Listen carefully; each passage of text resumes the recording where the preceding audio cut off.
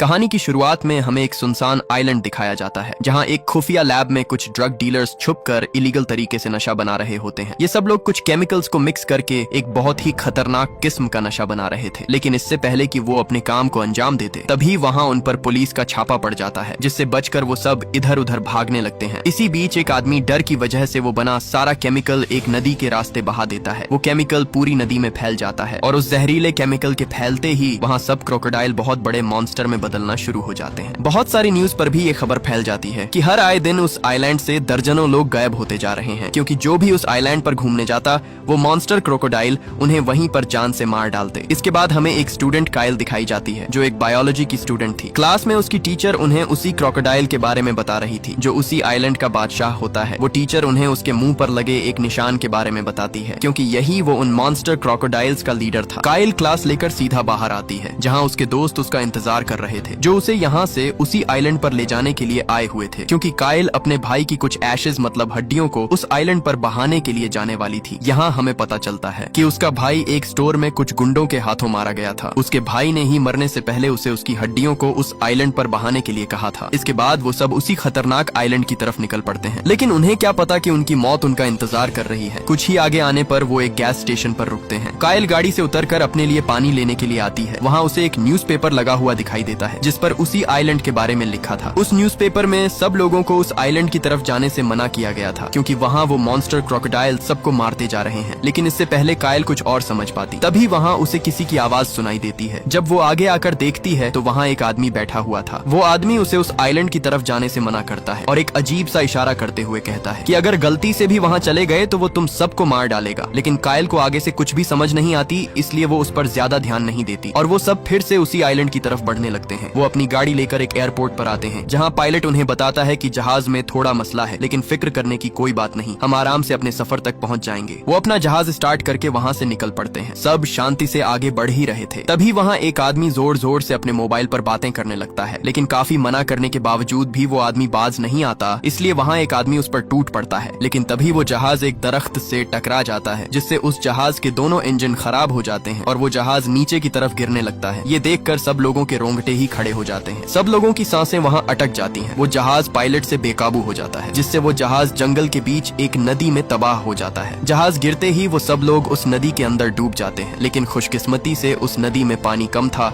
और वो डूबने से बच जाते हैं। उनका वो जहाज पूरी तरह तबाह हो चुका था और अब वो यहाँ से बाहर नहीं निकल सकते थे। वो सब जैसे तैसे करके पानी से बाहर आते हैं। उस जहाज के गिरने के दौरान एक लड़की बुरी तरह जख्मी हो गई थी, इसलिए वो पायलट उसके जख्म पर पट्टी कर देता है। लेकिन तभी उसे एहसास होता है कि जहाज का को पायलट उनके बीच मौजूद नहीं है। वो उसे जोर जोर से चीखते हुए पुकारता है और इसी दौरान वो देखता है तो वो को पायलट पानी के बीच फंसा हुआ था। वो पायलट उसे निकालने के लिए उसकी तरफ भागता है, लेकिन इससे पहले वो उसे वहाँ से बचाते। तभी पानी के अंदर से एक बहुत बड़ा क्रोकोडाइल निकलकर उसे अपने अंदर निगल जाता है और उस पायलट को वहीं पर चीर फाड़ कर खा जाता है। ये देख डर से बाकी लोग उल्टे पैर वहाँ से बाहर आ जाते हैं। वो अपने सामने को पायलट को मरते देखकर अपने होश ही खो बैठते हैं, इसलिए सब लोग वहाँ से अपना सब सामान बैग में डालकर वहाँ से जाने का फैसला करते हैं। इधर एक लड़की एलिस को जंगल से कुछ आवाज सुनाई देती है। वो उस आवाज का पीछा करते हुए एक जगह पर पहुंचती है जहां ढेर सारे उन्हीं क्रोकोडाइल के अंडे पड़े हुए थे, क्योंकि उसे पता था कि इन अंडों की कीमत बहुत ज्यादा होती है, इसलिए वो लालच में आकर उन सब अंडों को अपने बैग में डाल लेती है। इसके बाद वो सब वहाँ से आगे बढ़ते हैं। आगे बढ़ते हुए उन्हें रात हो जाती है, इसलिए वो उसी जंगल के अंदर रुकने का फैसला करते हैं, लेकिन उन्हें क्या पता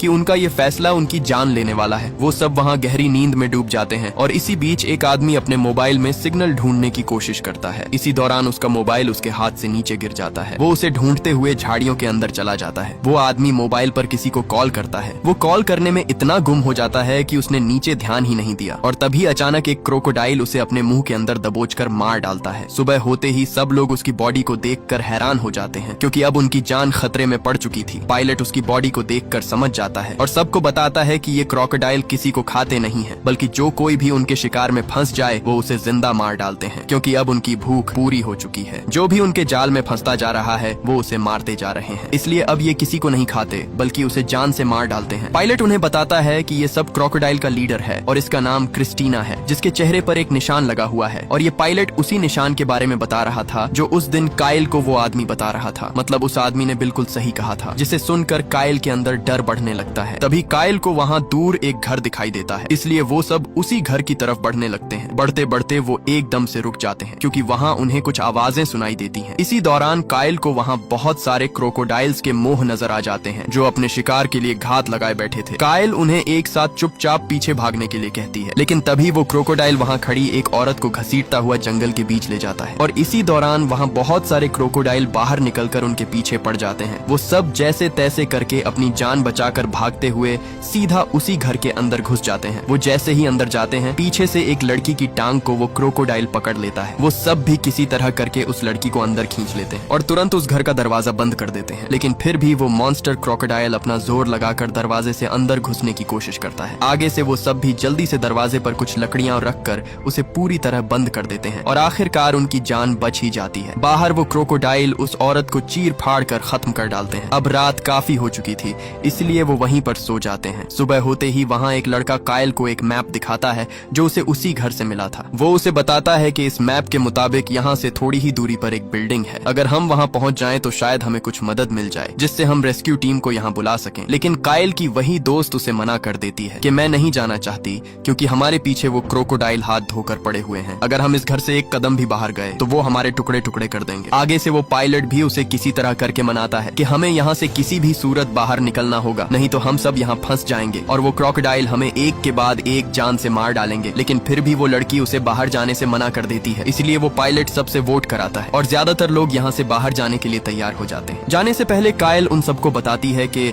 अगर उन क्रोकोडाइल ने किसी पर हमला कर दिया तो वो मौके पर ही उसकी आंख पर वार करके उससे बचा जा सकता है। काइल उनसे कहती है कि क्रोकोडाइल के पूरे 80 दांत होते हैं। अगर कोई पकड़ा गया तो वो उसे खाने में 80 सेकंड से भी कम टाइम में अंदर निगल जाएगा और अगर किसी को वो क्रोकोडाइल एक बार अपने अंदर निगल गया तो फिर उसका बचना नामुमकिन है। इसके बाद वो सभी आगे की तरफ निकल पड़ते हैं। वो उस मैप को फॉलो करते हुए एक जगह पर पहुंचते हैं जहां उनके सामने एक नदी थी। काइल सबसे कहती है कि हम इस नदी को पार करके दूसरी तरफ जाएंगे और उसके कुछ ही आगे वो बिल्डिंग है जिस तक हम आसानी से पहुंच जाएंगे। वो उनसे कहती है कि हमें एक राफ्ट यानी कश्ती की जरूरत होगी, तभी हम यहाँ से आगे जा सकते हैं। लेकिन आगे से उसकी दोस्त उस पर गुस्से होती है कि पागल हो, इस नदी के अंदर अगर हम चले गए तो हम वापस कभी नहीं आ पाएंगे, वो क्रोकोडाइल हमें जान से मार देंगे। लेकिन काइल उन्हें बताती है कि अभी गर्मी की वजह से वो क्रोकोडाइल बाहर नहीं आएंगे क्योंकि वो अपने आप को ठंडा रखने के लिए जरूर गहराई में होंगे और इसका फायदा उठाकर हम यहाँ से आगे बढ़ सकते हैं। इसलिए ये सुनकर वो सब अपने अपने काम में लग जाते हैं और एक छोटी सी कश्ती बनाने लगते हैं। वो सब बहुत सारी लकड़ियों को आपस में जोड़कर एक कश्ती तैयार कर लेते हैं। वो उस कश्ती पर बैठे ही थे, तभी जंगल के बीच से बहुत सारे वो मॉन्स्टर क्रोकोडाइल उनके पीछे पड़ जाते हैं जिसे देखकर उनके पैरों तले जमीन ही खिसक जाती है। वो सब जल्दी से अपनी कश्ती को आगे ले जाने लगते हैं, लेकिन इससे पहले वो सब लोग वहाँ से आगे जाते तभी वही लड़की जिसका पैर जख्मी था